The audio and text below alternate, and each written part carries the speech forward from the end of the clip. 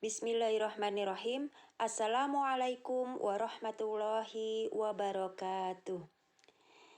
Apa kabar soleh-solihah? Baik, alhamdulillahirrabbilalamin. Saling mendoakan semoga Allah senantiasa memberikan keberkahan kepada hidup kita, menjadi manusia yang senantiasa diberi keimanan dan menjunjung tinggi agama Islam.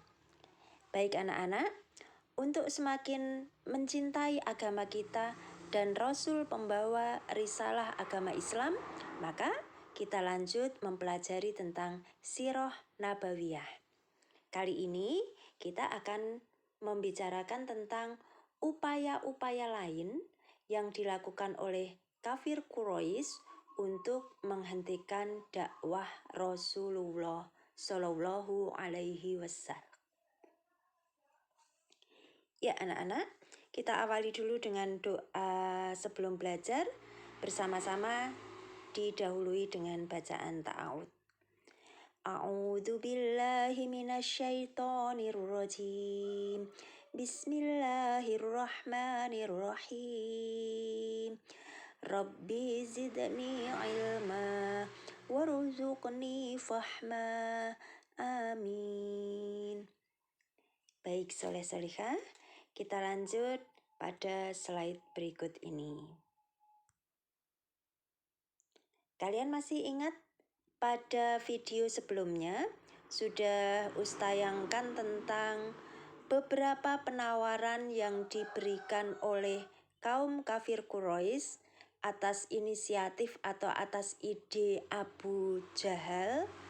Di sana mereka mengutus beberapa orang yang dianggap mampu untuk membujuk Rasulullah agar menghentikan dakwahnya. Tawaran-tawarannya apa saja? Ada yang masih ingat? Apa? Iya, kedudukan. Kemudian kekayaan. Apalagi? Kemuliaan. Kemudian dijadikan pemimpin atau raja. Apalagi? Diberikan wanita yang cantik. Tetapi semua itu tidak membuat Rasulullah berubah pikiran. Karena satu yang beliau pegang adalah bahwa beliau harus menyampaikan wahyu Allah dan mendakwahkan agama Islam. Nah, karena beberapa kali mereka melakukan penawaran dan gagal, Abu Jahal sangat murka. Untuk menahan gejolak di dalam hatinya, dia kemudian berdiri, mengambil batu. Lalu dia berkata dengan lantang, "Aku akan memecahkan kepala Muhammad saat dia sholat dengan batu ini." Dia semangat berbicara di depan pengikut-pengikutnya atau orang-orang yang dekat dengan dia. Semuanya adalah orang kafir, tidak mengakui keberadaan Rasulullah Muhammad Sallallahu Alaihi Wasallam. Nah, pada suatu saat yang dinanti-nantikan itu tiba, yaitu Rasulullah sholat di sekitar Ka'bah. Pada saat beliaunya sholat dan sedang melakukan ruku, kemudian juga sujud, maka Abu Jahal mendekati dan membawa batu besar tadi. Dia bersiap-siap memukulkan batu kepada Rasulullah yang sedang sholat. Betapa jahatnya dia yang tidak mau mengakui Islam, tetapi tidak hanya berhenti di situ, menyiksa Muhammad, menyiksa pengikutnya, dan dia juga ingin Rasulullah menghentikan dakwahnya. Seperti itu. Apa yang terjadi? Apakah batu itu akan membuat Rasulullah terluka? Ternyata Allah melindungi manusia paling mulia di muka bumi ini, yaitu Muhammad Sallallahu Alaihi Wasallam. Abu Jahal membawa batu itu lari tunggang langgang, terbirit-birit dia. Kemudian datang kepada para pengikutnya yang lain. Pengikutnya penasaran, "Ada apa Abu Jahal? Kenapa wajahmu seperti itu? Engkau seperti orang ketakutan." Sambil terengah-engah, menggeh-menggeh gitu ya, Abu Jahal menjawab dan menceritakan kepada teman-temannya, "Belum pernah aku melihat unta sebesar itu. Aku dikejar-kejar oleh unta jantan yang kepala, leher, dan gigi taringnya sangat besar. Aku begitu ketakutan. Aku berlari karena aku tidak ingin dia mengejarku lebih jauh lagi. Aku takut akan terbunuhnya." Begitulah. Jadi Allah menyelamatkan Rasulullah dengan cara beliau mengirimkan unta yang begitu besar yang menakut-nakuti Abu Jahal. Itu ya. Dan kemudian dari situ turunlah firman Allah, yaitu surat Al-Alaq ayat 15 sampai 19. Masih ingat bunyinya? Iya, anak-anak sudah hafal surat Al-Alaq dari ayat 1 sampai 19. Yang menunjukkan peristiwa ini hanya ayat 15 sampai 19. Terus bacakan ya. Kalla la illam yantahi lanasfa'am bin nahiyatin kadhibatin khoti'ah falyad'u nadiyah sanad'u zabaniyah kalla la tuti'hu wasjud waqtarib. Artinya, sekali-kali tidak, sungguh jika dia tidak berhenti berbuat demikian, niscaya kami tarik ubun-ubunnya ke dalam neraka, yaitu ubun-ubun orang yang mendustakan dan durhaka. Maka biarlah dia memanggil golongannya untuk menolongnya. Kelak, kami akan memanggil malaikat Zabaniyah, penyiksa orang-orang yang berdosa. Sekali-kali tidak. Janganlah kamu patuh kepadanya, wahai Muhammad, dan sujudlah serta dekatkanlah dirimu kepada Allah. Jadi Allah itu menyuruh untuk Rasulullah tidak sekali-kali patuh kepada Abu Jahal dan pengikut-pengikutnya yang kafir. Meskipun apa yang mereka lakukan, Allah akan melindungi dan kelak akan membalas semua perbuatan mereka itu dengan balasan yang sangat pedih, yaitu dimasukkan ke dalam neraka jahanam. Oke, kemudian kita lanjut. Apalagi upaya yang dilakukan oleh kafir Quraisy untuk menghentikan dakwah Rasulullah? Mereka mengutus Nadir bin Harits dan Uqbah bin Abu Mud'id menemui pendeta Yahudi di luar daerah Mekah. Tujuannya adalah untuk meyakinkan bahwa keberadaan Muhammad sebagai utusan Allah itu hanya tipuan saja. Nadir bin Harits ini adalah orang yang sangat membenci Rasulullah. Dia itu kalau diibaratkan adalah setannya kafir Quraisy, orang yang sering membujuk tentang kejelekan-kejelekan, orang yang suka sekali mempengaruhi pada orang-orang kafir Quraisy agar tidak masuk Islam. Apa yang mereka lakukan? Mereka menemui pendeta Yahudi. Pendeta Yahudi itu sudah tahu kabar akan datangnya Nabi terakhir bernama Ahmad atau Muhammad. Dari mana? Dari Bani Hashim di negeri Quraisy atau negeri Mekah. Lengkap keterangan tersebut berada di dalam kitab Taurat yang mereka miliki. Nah, namun dari situ mereka belum pernah menjumpai Muhammad itu seperti apa. Jadi ketika Nadir bin Harits dan Uqbah mendatangi mereka, maka pendeta tersebut memberi pesan seperti ini. Pulanglah kalian, kemudian temuilah pemuda itu. Tanyakan 3 hal. 1. Tanyakan tentang sejumlah pemuda yang berada di gua. Apa yang mereka lakukan? Ini yang dimaksud adalah 9 pemuda atau 7 pemuda yang berada di Ashabul Kahfi pada zaman dahulu itu. Kemudian yang kedua, tanyakan pengelana yang berhasil mencapai belahan timur dan barat. Kemudian yang ketiga, tanyakan tentang ruh manusia. Jika dia bisa menjawab ketiga-tiganya, berarti Muhammad itu adalah nabi. Tapi jika tidak, berarti dia adalah pendusta. Maka mereka kemudian pulang dan menemui Rasulullah, menanyakan 3 hal itu di hadapan Rasulullah. Ternyata Rasulullah bisa menjawab 3 hal tersebut dengan benar seperti yang pernah diceritakan oleh pendeta Yahudi kepada Nadir dan temannya tadi. Namun apa yang terjadi? Apakah mereka masuk Islam? Apakah mereka mempercayai? Tidak. Sungguh, mereka itu benar-benar dalam kebodohan yang nyata. Hati mereka telah tertutup, pikiran mereka sudah tidak bisa berpikir jernih. Padahal sudah dikatakan oleh pendeta tadi, kalau pemuda itu yang dimaksud adalah Muhammad bisa menjawab ketiga pertanyaan itu, berarti benar dia itu adalah nabi.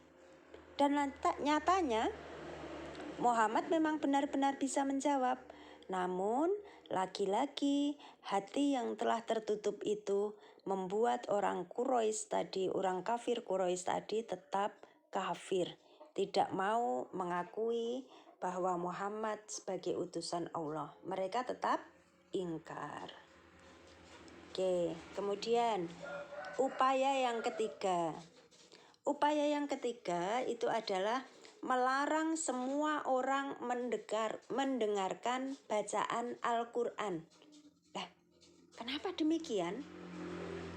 Sesungguhnya orang-orang kafir Quraisy itu mereka gelisah. Mereka itu sangat takut. Kenapa, Nak? Karena setiap kali mendengar bacaan Al-Quran, sebenarnya hati mereka itu tenang. Hati mereka itu seperti tergerak. Ini bacaan Al-Quran ini bukan seperti syair-syair buatan manusia. Kalimatnya indah, kemudian terasa sangat menenangkan di hati. Gitu. Jadi mereka itu takut. Ketakutan pada dirinya sendiri.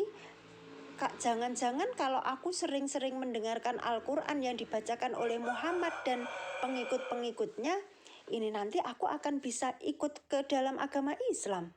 Begitu pikirnya. Wah, bahaya nih. Tidak boleh diterus-teruskan ini untuk mendengarkan Al-Quran.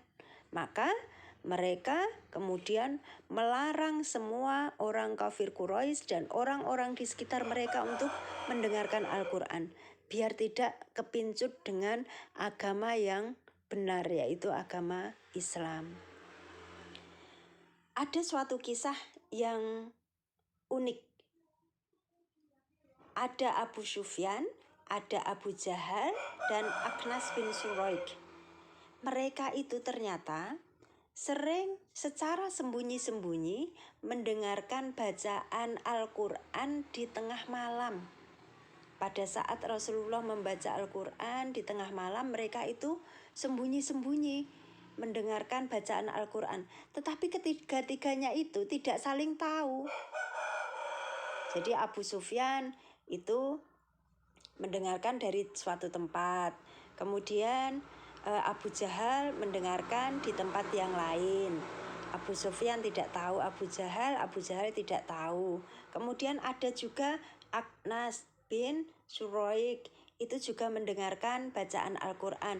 Mereka tidak saling tahu bahwa ada orang lain yang juga mendengarkan Al-Quran. Kemudian setelah Rasulullah selesai membaca, mereka pulang. Qadarullah, di tengah jalan mereka bertemu, Nak. Ketiga-tiganya bertemu, kemudian saling bertanya, "Dari mana engkau? Dari mana engkau?" Akhirnya mereka saling tahu bahwa mereka berasal atau pergi ke tempat yang sama, yaitu ke dekat rumah tinggal Rasulullah untuk mendengarkan Rasulullah membaca Al-Quran. Sebenarnya demikian. Mereka itu hatinya tergetar sebenarnya. Tapi lagi-lagi kesombongan mereka menutup akal pikiran, menutup mata hati yang sudah hampir mendapatkan hidayah. Mereka tidak kemudian memuji Al-Quran, tetapi kemudian menjelek-jelekkan, padahal baru saja mereka mendengarkan bersama-sama. Nah, sejak saat itu mereka sepakat untuk melarang orang-orang mendengarkan bacaan Al-Quran. Jadi mereka tetap dibutakan, tetap ingkar, dan tidak mengakui bahwa Rasulullah itu sebagai utusan Allah. Demikian sangat tertutupnya hati mereka. Oke, kita lanjut. Yang berikutnya, ini upaya yang memang benar-benar sudah mentok mereka lakukan, ya. Banyak cara yang mereka lakukan tetapi sama sekali tidak bisa merubah pendirian Rasulullah untuk berdakwah, menyebarluaskan Islam. Akhirnya mereka mempunyai pemikiran bahwa satu-satunya cara ini adalah dengan membujuk pamannya Muhammad. Siapa pamannya Muhammad yang mengasuh beliau? Masih ingat? Iya anak-anak, namanya adalah Abu Thalib. Abu Thalib itu adalah pamannya Rasulullah yang mengasuh beliau ketika Rasulullah sudah ditinggalkan oleh ayah bundanya juga kakeknya. Okay? Nah, singkat cerita, mereka mendatangi Abu Thalib. Wahai Abu Thalib, tolong bujuklah keponakanmu untuk menghentikan dakwahnya, untuk menghentikan menyebarkan Islam, untuk tidak lagi membaca Al-Quran. Itu bujukan-bujukan Abu Jahal dan teman-temannya kepada Abu Thalib. Bahkan mereka menawarkan sesuatu. Dan jika engkau mau memberikan Muhammad kepada kami, maka engkau akan aku beri atau akan aku ganti dengan seorang pemuda yang sangat tampan, yang pandai, dan kulitnya bagus, suaranya bagus, yang dia sangat rajin. Kita bertukar, begitu kata Abu Jahal.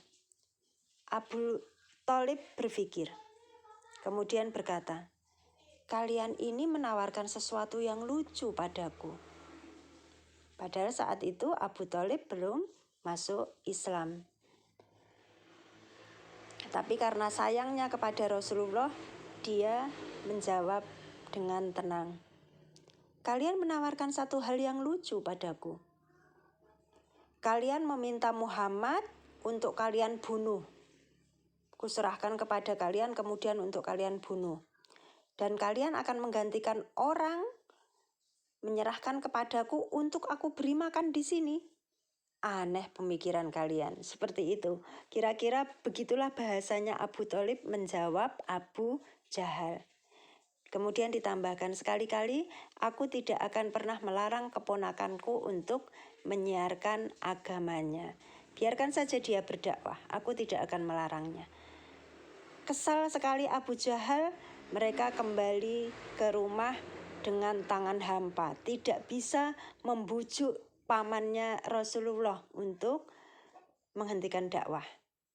Kenapa Abu Thalib melakukan hal itu?